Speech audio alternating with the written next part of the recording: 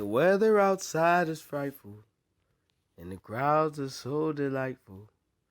There's never no place to go. Let it snow, let it snow, let it snow. Yeah, it's holiday time. December is here.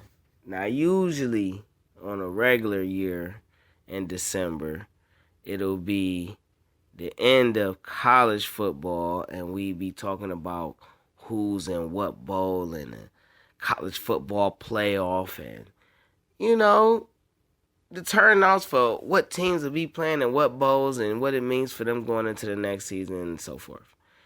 We be getting ready for NFL playoffs. It'll be down to the last few games of the season. And we be talking about who's in, who's out, and the calculations, and who has it, and all that. And we would normally be in, month to, I guess, 1 full month into the NBA and NHL seasons. But this is 2020. This is the year of COVID, and anything can happen. So welcome. It's your boy DeeTrynt, live from Hollywood Studios, and on today's episode, we're going to talk about the Cleveland Cavaliers. All right, the NBA season is now about to start a few days before Christmas. That's December 22nd, and the preseason starts December 11th, December 12th. Normally, there are usually 8 preseason games. Usually play about 4 teams. You'll play them twice. Just, give your team a look at what you might have against different types of lineups and things like that.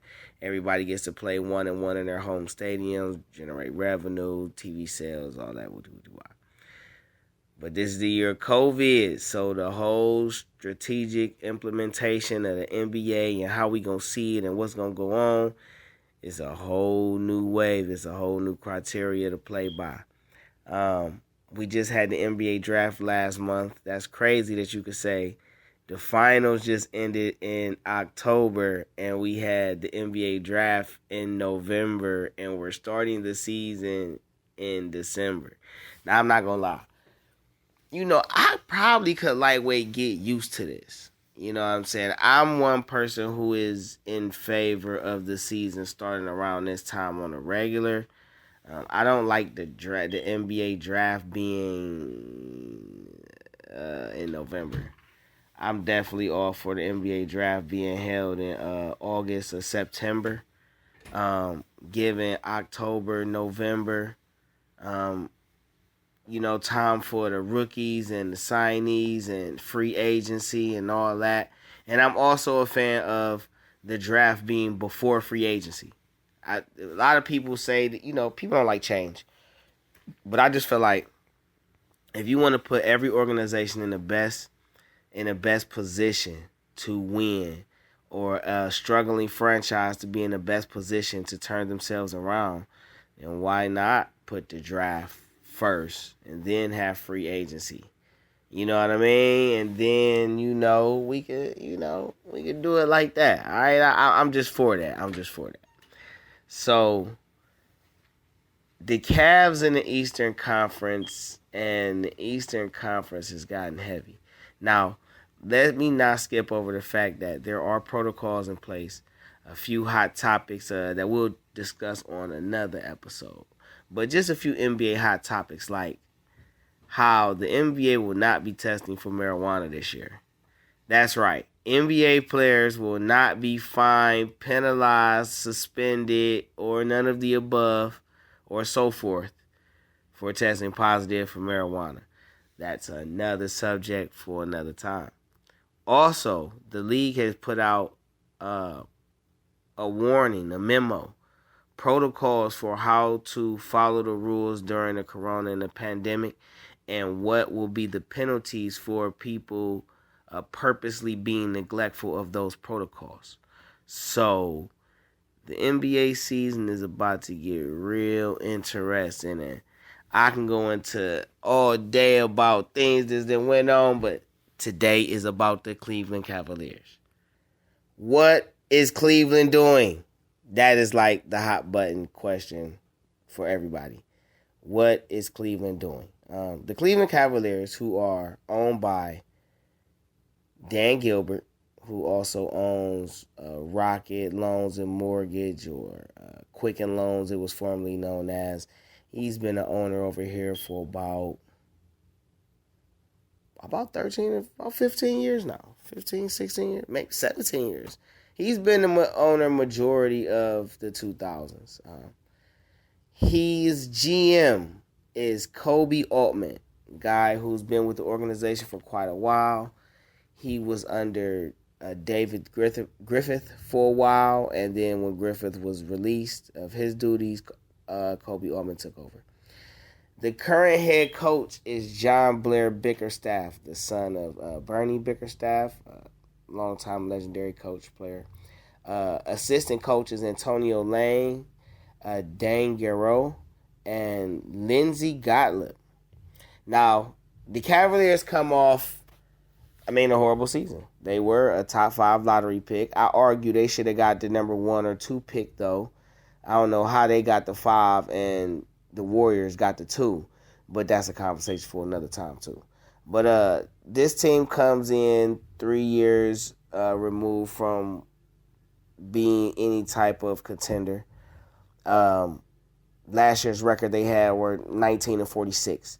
They were 11-15 at home, 8-21 on the road, 12-32 against the East, 7-14 against the West.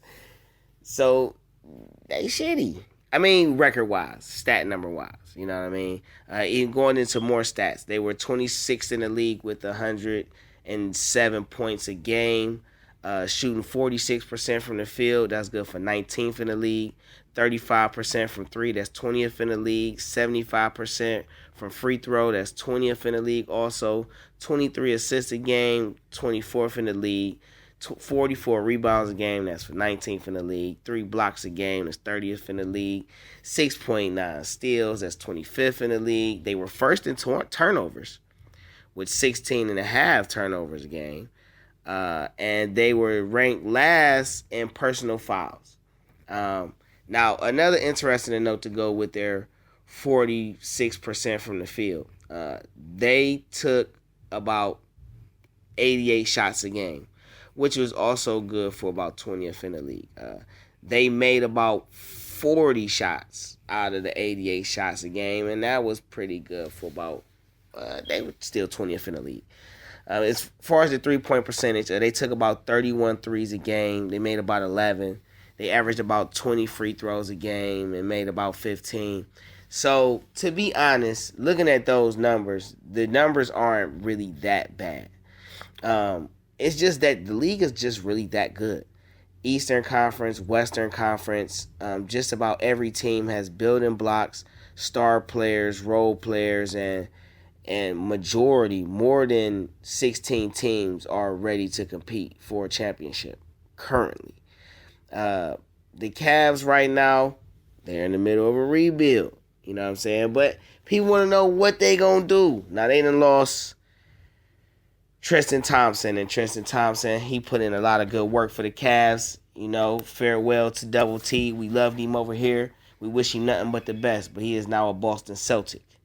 And I think he's going to do good over there in Boston. I think he fits what they do. He has the right size. He has the type of intangibles that team needs to be able to take their team to the next level, you know. But the Cavs have an interesting team right now. They brought back Matthew Dellavedova. By the trade deadline last year, they brought in Andre Drummond. This year in the offseason, they traded for JaVale McGee, giving up Jordan Bell, who was acquired towards the end of last season, and Alfonso McKinney, who had been on the team about a year and a half, I think. They also signed Thon Maker. They brought in Damyean Dotson, who was a wingman from the New York Knicks. They brought in a couple of undrafted guys who show a lot of promise. Lamar Stevens, a 4-year player from Penn State, who was undrafted in this year's draft, and Charles Matthews, a wing guy from Michigan, who went undrafted in last year's draft. Our top draft pick this year wingman, small forward, Isaac Okoro from Auburn, come in as a defensive specialist. They think he's really going to be able to make an impact for the team on the defensive end starting day one. He is questionable on offense for his three-point shot. And I'll emphasize for his three-point shot. His mid-range game, as far as shooting, his ability to shoot, dribble and create off the dribble is a lot of potential. And then he's coming into a lineup that already has Kevin Love, who is right now the longest tenured Cavalier.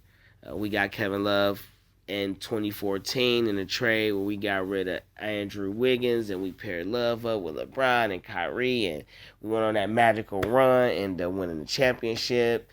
Brown was getting ready to leave after they traded Kyrie. They gave Kevin Love the 4 years, $120 million deal, and it's similar to the deal that Gordon Hayward just got from Charlotte. And shout out to Gordon Hayward for getting this money, all right? Shout out to Love for getting this money, too.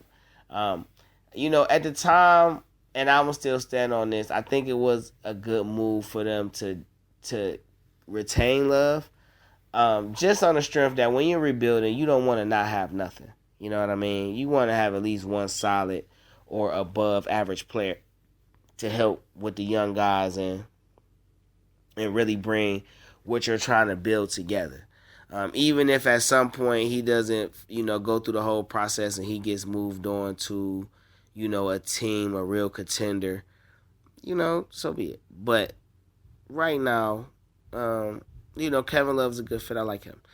In the previous 2 drafts, we drafted Colin Sexton, a point guard from Alabama. Then we followed that up and took Darius Garland, a guard from Vanderbilt. In that same draft, we took Dylan Windler from Belmont, shooting specialist who could rebound and pass.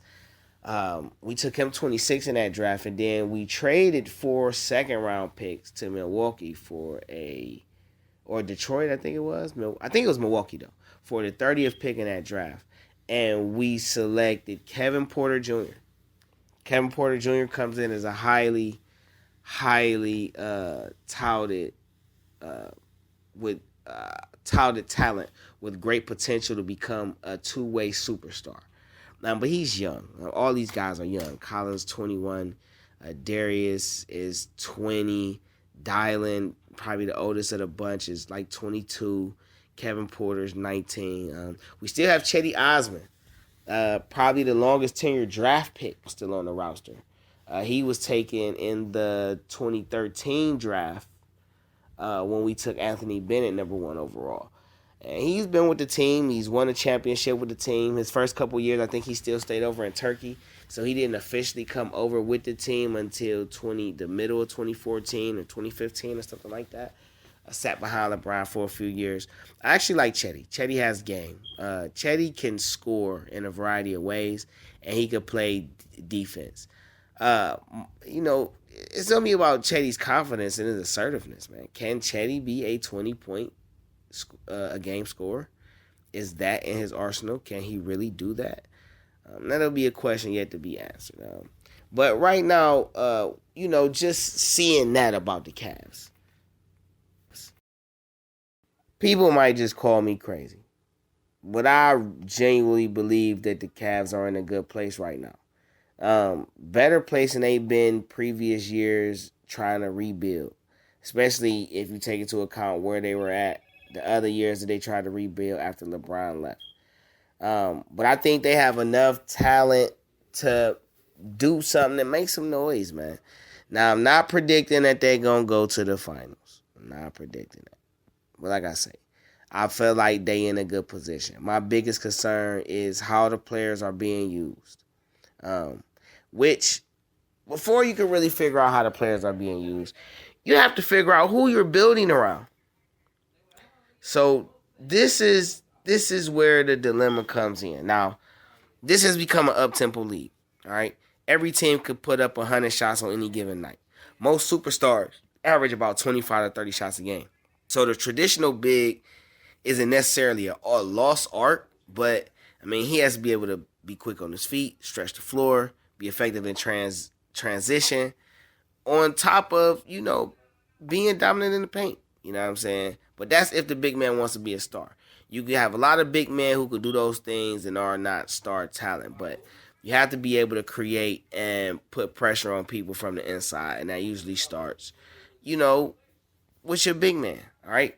And right now, Cleveland has arguably the best or one of the best big man front courts in the NBA right now. With that rotation of Love and Drummond, McGee, Thon Maker, Larry Nance Jr., like, you got a nice combination of athleticism, skill sets on the offensive, defensive, pick and roll play, pick and pop play. You can do quite a few things with that lineup, with those guys. The problem is, Drummond and Love take up $60 million. Love's 32, Drummond's like 28. And I don't know if Drummond wants to stay in Cleveland long term after being, in Detroit all those years and not really being able to contend over in Detroit. You know what I mean? But overall, in saying all this, I feel like the Cleveland Cavaliers organization needs to not overthink the situation. The Eastern Conference has gotten stronger, heavily star-studded. In the Eastern Conference, you have KD and Kyrie in Brooklyn, Simmons and Embiid in Philly, Jalen, Jason, and Kemba in Boston, Jimmy and Bam leading Miami, Giannis, Middleton, and the two-way vet sensation Drew Holiday teaming up in Milwaukee, Westbrook and Beal in the nation's capital, Pascal Siakam and Van Fleet in Toronto, Levine, Porter Jr., and Marques in the Windy City. Even a lot of the lower tier teams have express building blocks with LaMelo and Gordon Hayward in Charlotte, playing for the great Mr. Jordan. A loaded Hawks team with the Trae Young and Bogdan Bogdanovic in Atlanta, R.J. Barrett and Obi Toppin in New York. I'm just saying the Eastern Conference is highly competitive this season, and this season overall will be about 100. I mean, listen, it's a lot of players. It's a lot of players fighting for time. Not only is they fighting for proving that they worth their next contract, and guys just proving that they're on a certain tier level when it comes to the game and what they produce and the impact they can have on the franchise. I mean, you got a lot of guys just trying to prove they belong, that they deserve a shot. You even got a lot of older guys, former superstars, who are still trying to prove that they could play in this league. Because even though they've been in the league 17, 18 years, they're still only 35 and 36, and that's kind of still give them a couple years if they took care of their body. You know what I mean? But even still, the Cleveland Cavaliers can really make some noise. JB Bickerstaff pairs up his lineup correctly. All right, there are a lot more interesting and insightful things I want to discuss with you all. So take the time out right now for me to hit the subscribe button, hit the like button, or dislike. Leave some feedback in the comment section and be ready to watch the next episode of Game Changer Sports Talk live from the marvelous Hollywood Studios on the Goonie Tunes channel.